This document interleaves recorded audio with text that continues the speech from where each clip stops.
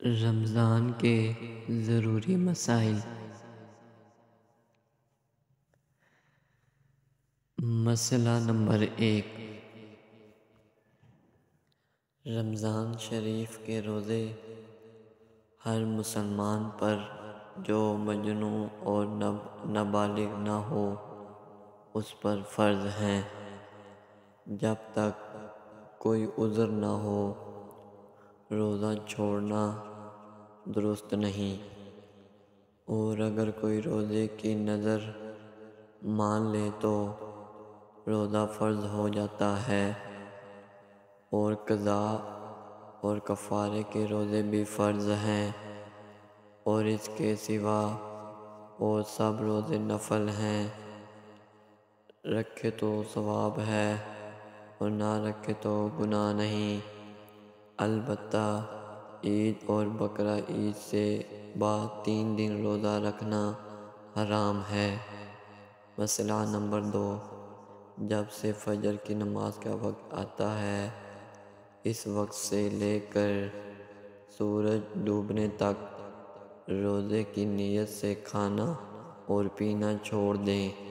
اور مرد سے ہم بستر بھی نہ ہوں، شریعت میں اس کو روزہ کہتے ہیں۔ مسئلہ نمبر 3، زبان سے نیت کرنا اور کچھ کہنا ضروری نہیں، بلکہ جب دل میں یہ دھیان ہے کہ آج میرا روزہ ہے اور سارا دن کچھ کھایا نہ پیا، ہم بستر ہوئی تو اس کا روزہ ہو گیا، اور اگر کوئی زبان سے بھی کہہ دے کہ یا اللہ میں کل تیرا روزہ رکھوں گا، یا عربی میں یہ کہہ دے کہ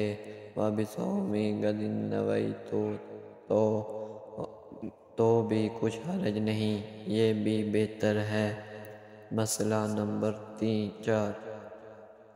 اگر کسی نے دن بھر نہ تو کچھ کھایا نہ پیا،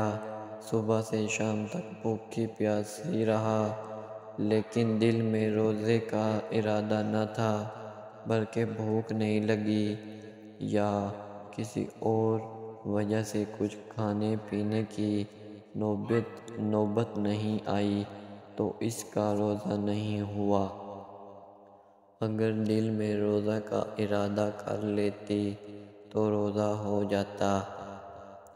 مسئلہ نمبر 5،